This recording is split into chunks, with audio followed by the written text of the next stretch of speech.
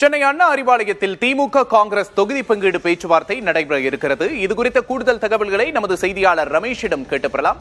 வணக்கம் ரமேஷ், இன்னைக்கு திமுக காங்கிரஸ் தொகுதி பங்கீடு பேச்சுவார்த்தை நடக்க இருக்கு. சோஃபார் காங்கிரஸோட டிமாண்ட்லாம் என்னென்ன, திமுக காங்கிரசுக்கு என்ன ஆஃபர் பண்ண முன் வந்திருக்காங்க, இன்னைக்கு நடைபெற இருக்கிற பேச்சுவார்த்தையோட முக்கிய அம்சங்கள் என்னென்ன, கூடுதல் விவரங்கள் ரமேஷ். திமுக காங்கிரஸ் முதல் கட்ட பேச்சுவார்த்தை இன்னும் சிறிது நேரத்தில் தொடங்க இருக்கிறது. திமுக சார்பில் TR பாலு தலைமையில் போடப்பட்ட குழுவினருக்கும் அதே போல செல்வ பெருந்தகை தலைமையிலான குழுவினரும் ஆலோசிக்க உள்ளார்கள். அது மட்டும் இல்லாமல் காங்கிரஸை பொறுத்தவரை அவர்கள் 30க்கும் மேற்பட்ட இடங்களை கேட்கிறார்கள். ஆனால் திமுகவை பொறுத்தவரை கடந்த முறை கொடுக்கப்பட்ட 25 இடங்கள் அல்லது 1-2 இடங்கள் சேர்த்தி கொடுப்பதற்கு தயாராக இருக்கிறது. ஒரு ராஜ்யசபா சீட் கொடுக்க திட்டமிட்டிருக்கிறார்கள். இதில் ஒரு முக்கியமான விஷயம் என்னன்னா, தமிழ்நாட்டில் 6 ராஜ்யசபா இடங்கள் காலியாக இருக்கிறது. அதற்கான தேர்தல் மார்ச் 16ஆம் தேதி நடைபெற இருக்கிறது. அதற்கு குறிப்பாக நாமினேஷன் செய்வதற்கான கால அவகாசம் 5ஆம் தேதியுடன் நிறைவடைகிறது. அதாவது காங்கிரஸ் கட்சிக்கு திமுக ஒரு முக்கியமான ஒரு விஷயத்தை சொல்லியிருக்கிறது.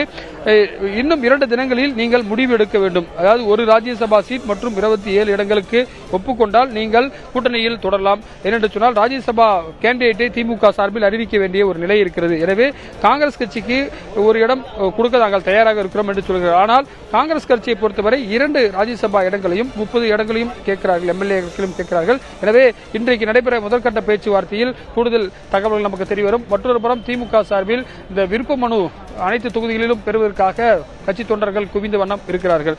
அது மட்டும் இல்லாமல் காங்கிரஸ் கட்சியை பொறுத்தவரை அவர்களுக்கு ராஜ்யசபாவில் 27 எம்பிக்கள் இருக்கிறார்கள். தற்போது அந்த எண்ணிக்கையை நிலைநாட்டுவதற்காக 2 இடங்களை கேட்கிறார்கள். இதைதான் தற்போது சிக்கலாக இருக்கிறது.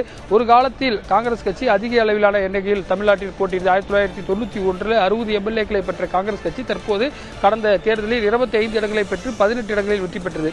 எனவே அவர்களுக்கும் ஒரு தேவை இருக்கிறது. அந்த அடிப்படையில் இந்த பேச்சுவார்த்தை நடைபெற இருக்கிறது. அது மட்டும் இல்லாமல் இன்று முக்கியமாக வேறு சில கட்சிகள், மனிதநேய ஜனநாயக கட்சி, அதே போல தமிழக வாழ்வுரிமை கட்சிக்கும் திமுக அழைப்பு விடுத்திருக்கிறது. இன்று மாலை IUML மற்றும் MMK 2 கட்சிகளுக்கும் 2ஆம் கட்ட பேச்சுவார்த்தைக்கு அழைப்பு விடுத்திருக்கிறது. திமுகவுடைய ஒரு முக்கியமான ஸ்ட்ராட்டஜி என்னன்னா, நிறைய பார்ட்டிஸ் உள்ள வராங்க. தேமுதிக உள்ள வந்திருக்கு, OPS உள்ள வந்திருக்காரு, அன்சாரி வந்திருக்காரு, கமல் வந்திருக்காரு. 2021 காட்டிலும் ஒரு 6 பார்ட்டி கூடுதலா வந்திருக்காங்க. எனவே எல்லா கூட்டணி கட்சிகளும் ஒரு சீட்டை நீங்க குறைச்சிக்கங்க. நீங்க குறைச்சாலும் நீங்க கிடைக்கிற சீட்டு அனைத்துமே வெற்றி பெறும். எனவே அதற்கு நீங்க ஒத்துழைங்கன்னு சொல்றாங்க. ஆனா கூட்டணி கட்சிகளை பொறுத்தவரை CPM-ம் இரட்டை இலக்க எண்களை கேட்கிறார்கள், காங்கிரசும் அதிக எண்ணிக்கையில் கேட்கிறார்கள். இன்று தெரிவாயிடும் முதல் கட்ட பேச்சுவார்த்தையில் சோடங்கர் உள்ளிட்டோர் உள்ளே இருக்கிறார்கள். எனவே அவர்கள் என்ன நிலைப்பாட்டை எடுக்கிறார்கள், இந்த திமுக கொடுக்கிற நம்பர்ஸை ஏற்றுக்கிறார்களா அல்லது அவர்கள் என்ன மாதிரியான முடிவு எடுக்கிறார்கள், குறிப்பாக திமுகவை பொறுத்தவரை take it or leave it என்ற ஒரு முக்கியமான ஒரு கொள்கைக்கு வந்திருப்பதாக தெரிகிறது. எனவே இது குறித்து ஒரு முக்கியமான முடிவு இன்றைக்கு நமக்கு தெரிய வரும். நிச்சயமாக ரமேஷ், நீங்க சொன்ன மாதிரி திமுகவுக்கு கூடுதலாக தற்போது 6 கட்சிகள் இணைந்திருப்பது அப்படிங்கிறது கூட்டணி பேச்சுவார்த்தையில ஒரு பெரிய சவாலை ஏற்படுத்தியிருக்கு அப்படின்னே சொல்லலாம். தற்போதைய விவரங்களுக்கு நன்றி ரமேஷ்.